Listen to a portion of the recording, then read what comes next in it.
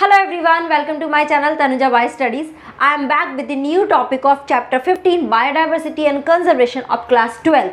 Today's topic is loss of biodiversity. आज हम देखने वाले हैं कि बायोडाइवर्सिटी के लॉस के क्या क्या रीज़न है और से कौन कौन सी स्पीशीज़ का लॉस हुआ है, कौन कौन सी स्पीशीज़ आज की डेट में प्रेजेंट नहीं है। ठीक है, सबसे पहले हम देखते हैं कि जो IUCN है, अब आपको पता होना चाहिए कि IUCN की फुल फॉर्म क्या है। I have already told you in my previous lecture, international union for conservation of nature and natural resources.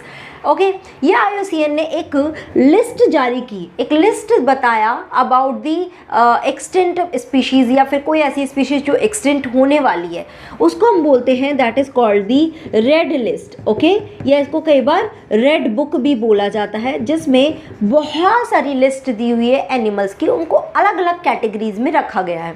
जैसे कि क्या, पहली कैटेगरी है दैट इज़ एक्सटेंट।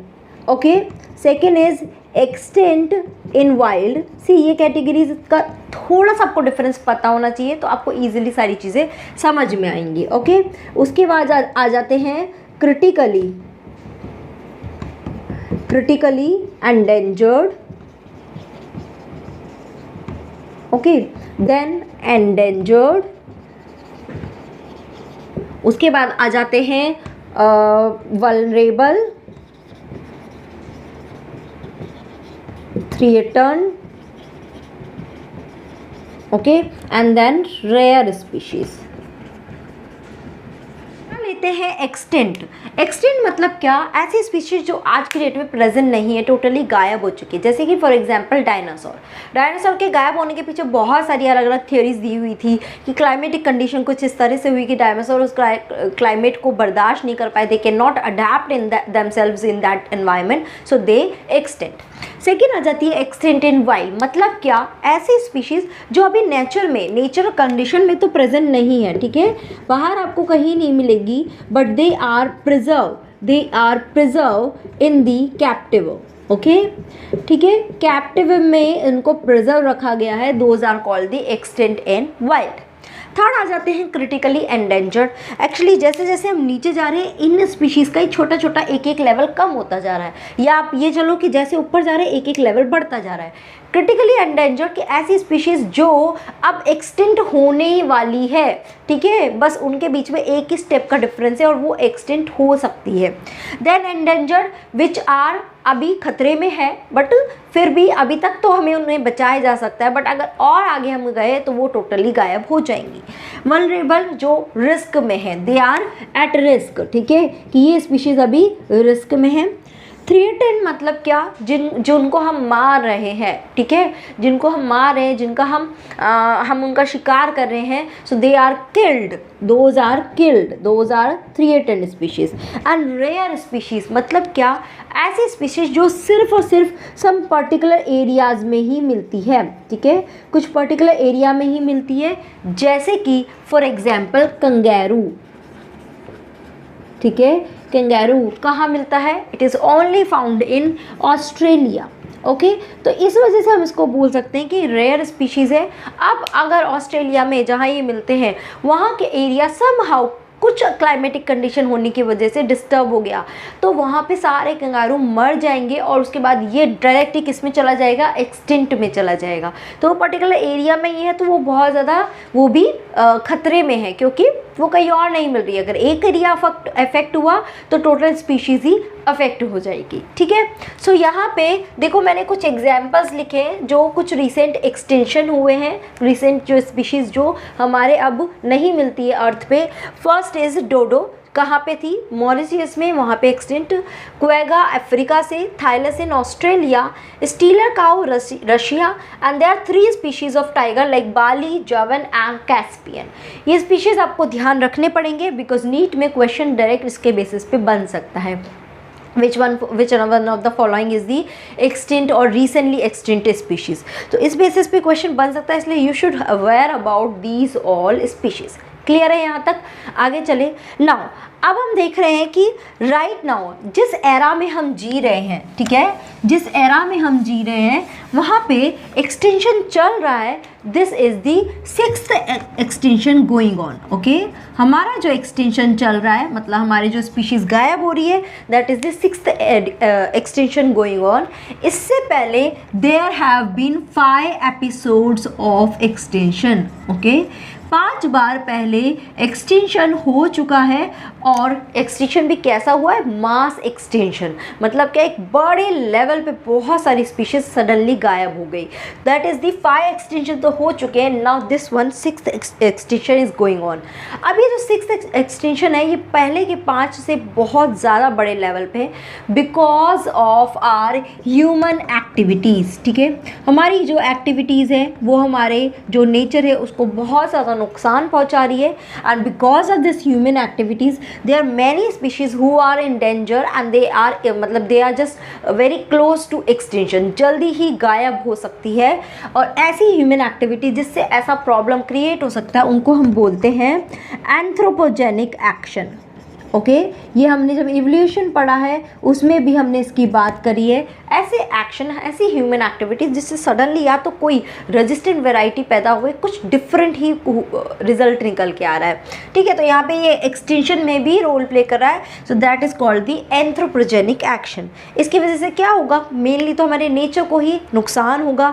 हमारा जो नेचर जितनी भी अभी एडवर्स कंडीशन आती है, जैसे ड्रॉट कंडीशन आती है, उसको हम सर्वाइव कर पाते हैं, उसको विद स्टैंड कर पाते हैं। बट अगर हमारा ये ऐसा ही ह्यूमन एक्टिविटीज़, इतना ही पोल्यूशन, इतनी ही सब चीज़ें होती रही तो हम उस चीज़ को सर्वाइव नहीं कर पाएंगे। एनिमल प्लांट सबके हैबिटेट्स गायब हो जाएंगे, सब स्पीशीज़ गड़बड़ हो जाएगी, सब इकोसिस्टम डिस्टर्ब हो जाएगा, एवरीथिंग विल बी डिस्टर्ब। ठीक है, तो नाउ यहाँ पे अब हम पढ़ने वाले हैं व्हाट आर द कॉजेस। हम इतनी देर से बात तो कर रहे हैं कि ह्यूमन एक्टिविटीज़ की वजह से क्या हो रहा है? एक्सटेंशन हो रहा है, क्या हो रहा है? बायोडाइवर्सिटी का लॉस हो रहा है ना। What are the main reason behind it?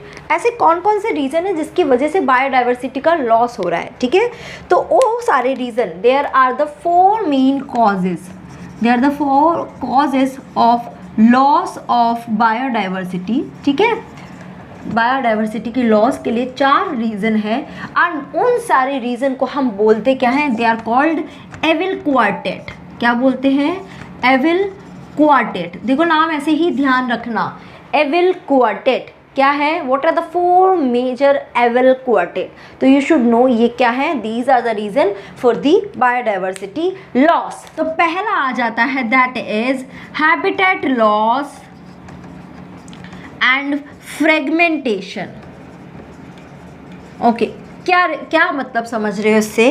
देखो, because of our human activities, अब उसमें कौन सी ह्यूमन एक्टिविटीज़ हो रही है? That is deforestation. ठीक है, डिफॉरेस्टेशन की वजह से क्या हो रहा है? लगातार हम पेड़ों को काट रहे हैं। और हम पेड़ों को काट क्यों रहे हैं?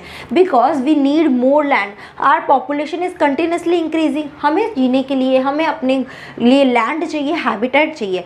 हम क्या कर रहे हैं? जो फॉरेस्ट वाला टेरिटरी है उसमें एंटर कर रहे हैं, फॉरेस्ट को कट करते जा रहे हैं और वहाँ पे अपने हमारा हैबिटेट, हमारा जो हाउस है उसे बनाते जा रहे हैं। अब उससे प्रॉब्लम क्या हो रहा है? देखो, प्रॉब्लम ये हो रहा है कि जैसे जैसे हम फॉरेस्ट को कट कर रहे हैं, हम एनिमल्स उनके हैबिटेट का लॉस करते जा रहे हैं, उनका हैबिटेट गायब होता जा रहा है। उसी को हम बोल रहे हैं हैबिटेट लॉस, है ना।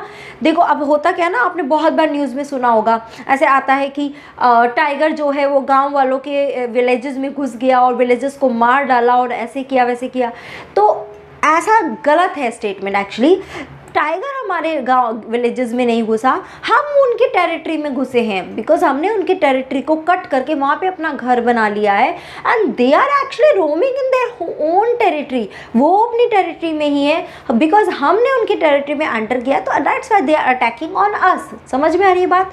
तो एक तो ये उनका हैबिटेट लॉस हो रहा है। दूसरा क्या हो रहा है? जैसे कि बहुत कुछ नेशनल हाईवे बनता है, तो what we do generally do, हम पूरे फॉरेस्ट के बीच में से नेशनल हाईवे बनाते हैं, जिसकी वजह से क्या होता है, उस पूरे फॉरेस्ट का जो लैंड है उसमें फ्रेगमेंटेशन होता है। सेकंड बोल रहे हैं ना फ्रेगमेंटेशन, वो क्या हो गया, अलग अलग पीसेस में डिवाइड हो गया। अब अलग अलग पीसेस में डिवाइड होने से हो सकता है वो पूरा ही पीस किसी की टेरिटरी थी, अब क्या हुआ वो डिवाइड हुआ एंड उसकी वजह से लाइक टाइगर या लायन उसको दूसरी जगह जाना पड़ रहा है, या तो फिर वो रोड के इस तरफ रहेगा या लेफ्ट साइड या राइट साइड व्हाटएवर।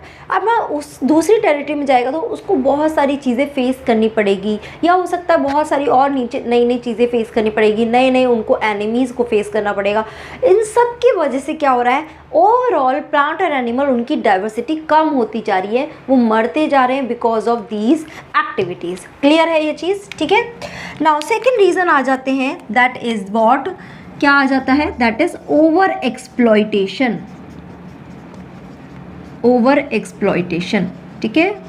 नाउ होता क्या है, as we all are dependent on plant, हम प्लांट पे डिपेंड है किसके लिए, फूड के लिए, शेल्टर के लिए, मतलब खाना चाहिए, वुड चाहिए, जिससे हमारे घर बनते हैं, बहुत सारी चीज़ें हमें प्लांट से मिलती है। बट प्रॉब्लम क्या है ना, हमारा अब क्या हो रहा है, हम उसको ओवर एक्सप्लॉइट कर रहे हैं, एक्सेस लिमिट से ज़्यादा हम उन्हें यूज़ कर रहे हैं, जिसकी वजह से प्लांट को लगातार हमें कट करना पड़ रहा है। लाइक फॉर एग्जांपल पेपर किससे बनता है, ट्रीज से बनता है। अब पेपर को हम मिस यूज़ कर रहे हैं, लगातार उसे मिस यूज़ करते जा रहे हैं, तो हमारा इनडायरेक्टली इम्पैक्ट कहाँ पे जा रहा है, ट्रीज़ पे जा रहा है। तो ये ओवर एक्सप्लॉयटेशन हुआ। अब जितना ज़्यादा ट्रीज़ कटेंगे उतने ज़्यादा हैबिटेट लॉस होगा और दूसरी तरह से भी इम्पैक्ट करेगा एनिमल्स की लाइफ को। तो यहाँ पे ओवर एक्सप्लॉयटेशन की वजह से बहुत सारी स्पीशीज़ है जो एक्सटिंक्ट हो गई, जैसे कि for example stealer sea cow and दूसरा एग्जाम्पल क्या है, that is passenger pigeon. Okay, ये दो स्पीशीज थी जो एक्सटिंक्ट हो गई because of the over exploitation. समझ में आया पॉइंट। तीसरी बात करते हैं, that is alien species invasion. Alien species invasion. देखो एलियन मतलब क्या, कोई बाहर से कोई स्पीशीज़ आई और हमारे लिए वो खतरा है और हमें नुकसान पहुंचा रहा है, तो हम उसको कंसिडर क्या करेंगे, this species is a alien. अब वो बाहर से जैसे ही हमारे एरिया में एंटर कर रही है, इन्वेड कर रही है, तो वो हमारी स्पीशीज़ को नुकसान पहुंचा रही है, जिसकी वजह से क्या हो रहा है। अब देखो ऐसा क्यों हो रहा है, because of habitat loss and fragmentation. Species क्या होगी, एक जगह से दूसरी जगह उन्हें माइग्रेट करना पड़ेगा, जाना पड़ेगा। अब वो जब दूसरे की टेरिटरी में एंटर कर रहे हैं, या तो हो सकता है वो वहाँ जाके मर जाए, या अगर वो स्ट्रॉन्ग है तो वहाँ ऑलरेडी उस टेरिटरी में जो एनिमल्स रह रहे थे वो मर जाएंगे। तो ओवरऑल तो यही हो रहा है कि एनिमल्स या बायोडाइवर्सिटी का लॉस हो रहा है, ठीक है। तो यहाँ पे एलियन स्पीशीज इन्वेजन, जैसे कि फॉर एग्जाम्पल कैरेट ग्रास, ठीक है, जिसका पूरा दूसरा नाम है पार्थेनियम। ओके, ये स्पीशीज़ एक्चुअली इंटेंशनली तो नहीं इंट्रोड्यूस की गई थी, by chance it was introduce along with ship. ये ग्रास हमारे इंडिया में आई और फिर उसके बाद ये इतना रैपिड डिवाइड करता है, इतना रैपिड मल्टीप्लाई करता है और पूरा ओवर ग्रोथ कर लेता है, जिसकी वजह से क्या होता है, दूसरे जो एनिमल्स है या एक्वेटिक एनिमल्स है उनको प्रॉपर न्यूट्रिशन नहीं मिल पाता and because of that they start dying, वो मरते जा रहे हैं, ठीक है। तो कैरेट ग्रास हो गया, जैसे कि लेंटाना, ओके, जैसे कि वाटर हायसिंथ, ये तो नाम बहुत सुना है आपने, वाटर हायसिंथ। ओके, क्या नाम है उसका साइंटिफिक नेम, आइकॉर्निया, ठीक है, एक यस आइकॉर्निया। ये वाला भी क्या था, इसको हम क्या बोलते थे, टेरर ऑफ बंगाल, जहाँ पे because of its beautiful flower उसको इंट्रोड्यूस किया गया। ये तो हमें इंटेंशनली इंट्रोड्यूस किया क्योंकि उसके फ्लावर्स बहुत सुंदर थे, बट धीरे धीरे उसने इतना रैपिड ग्रो किया कि वो पूरे वाटर एरिया के सरफेस को कवर कर लिया and because of that aquatic animals जो हैं वो सफ़र करने लगे और उनकी डेथ होने लगी, ठीक है। एक और है यहाँ पर, दैट इज़ अमेरिकन कैटफिश, ठीक है। ओके, अमेरिकन कैटफिश, इसका साइंटिफिक नेम है दैट इज क्लैरियस गैरीपाइनस, ठीक है। तो ये जो है क्लैरियस, ओके तो ये वाली जो अमेरिकन कैटफिश है इसको भी इंट्रोड्यूस किया गया था एक्वा कल्चर के लिए, मतलब हमारे बिजनेस के लिए हमने इसको इंट्रोड्यूस किया।